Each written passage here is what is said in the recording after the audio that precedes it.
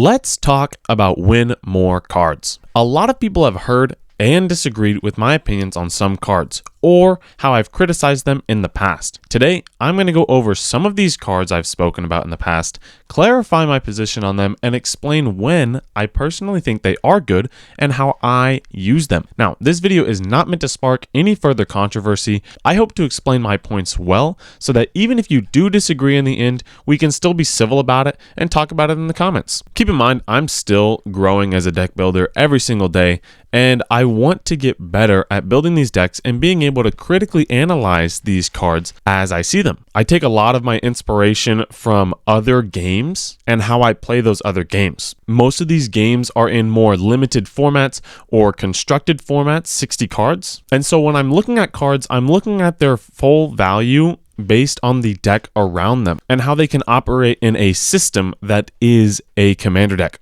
A commander deck is like a giant computer, and I feel like every card in there should serve the purpose of the commander at the helm. While yes, the 99 is the most important for consistency, your commander is a guaranteed spell. And having your deck run in tandem really well with your commander is a very important thing. Sometimes these cards become win more cards though. This first card that I want to be talking about is Anointed Procession. Now, I've talked about this card a few times, and token doublers as a whole a lot. Here's how I truly see these kinds of cards though. I think doublers get worse the more tokens you are looking to create. Now this is very simple. If you are making one token per an effect, doubling this effect will be massive and typically will bring you a ton of success. In a deck like Oketra or Jared, this effect is absolutely busted due to the fact that the tokens are so powerful and the effect only creates one at a time. In this case, doubling them is actually really good for your deck, and I would use Anointed Procession in decks like this. In Hepatra, a token doubler can easily be your enabler for your combo because of how big the difference is between 1 and 2. It is a 100% difference, which can always make the difference in how well your deck does. Now, 1 token to 2 tokens is a massive increase. However, this doubling effect gets worse and worse the more tokens you are looking to create. I believe I said this before, but if you're looking to make a ton of tokens every turn anyways, your value is already being seen, and that 4 mana can go into something much more valuable that can either help you win or get even further ahead. Now, this is where the term win more comes in. When your board state is already able to make 4 to 8 tokens per turn, what is the need for doubling this number when you already make tokens so consistently? 4 mana can go into something like a Cathar's Crusade, a Gold Knight Commander, and a Chroma's Will, a Smothering Tithe, anything that's worth the same amount in mana, but will allow you to capitalize on the amount of tokens you're already making. This effect gets worse and worse the more tokens you're looking to create. If you can already make this amount of tokens, it doesn't get you any further if you can double that. Let's say you are consistently making 8 tokens. What truly is the difference gonna be if you can make 16 of these tokens instead? The answer is really not a lot. The only thing it might actually do is make you more of a target, which means your token makers will be dealt with sooner. 16 tokens is 100% overkill almost every time. And if you're getting to that point, that 4 mana could have gone into something so much more valuable that can make those tokens a valuable threat, rather than just making 16 of them that do the exact same thing. I believe this is true for any other doublers. Double damage, double counters, double triggers. If you only get 1 instance per turn, or you only get 1 instance at a time, doubling the effect can and will be very useful. But if you can already trigger it multiple times a turn, you should focus on triggering it more with cards that can capitalize more on that effect. I know I bring him up a lot, but this is a big reason why I don't use token doublers in Othari. Othari already makes so many tokens every single turn. Now, a spell that can capitalize more on it than doubling the tokens is Extra Combats. This allows me to trigger the ability multiple times per turn and capitalize on it a lot more,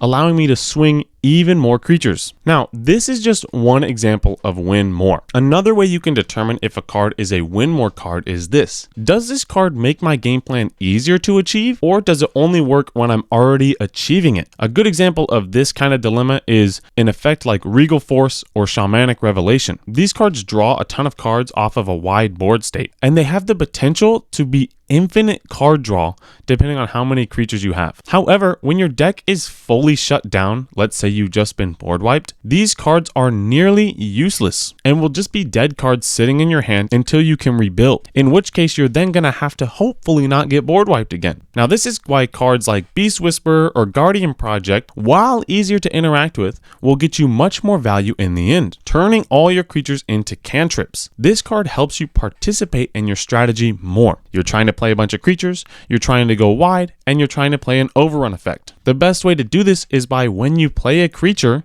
you can possibly get another creature due to its effect. And if you're already shut down early from, let's say, a board wipe, this card can be put down on the battlefield and help you rebuild and recoup your resources so you can try again. Whereas something like a Regal Force will be sitting in your hand waiting for you to get to that magical number that you're looking to draw. So this is kind of my opinion on win more cards. Some people throw this idea around a lot, and it definitely jostles the Magic community quite a bit. Sometimes people use the term win more just to kind of describe cards that they don't like. Now, I'm not saying I haven't done this. I probably have. I probably used that term a couple times when it didn't really apply to that situation. And that's okay. I think we all make mistakes. However, there are some times where I've used this and people have decided to argue with me on how I view the card. Now, they might be right. I might be wrong. I might be right, they might be wrong. But I always try to look at the card in the context of the entire deck before I use a term like that. In the past, I've thrown around win more many of times, or I've criticized the cards for their use. In some of these videos, I may not have gone fully into the cards themselves because of either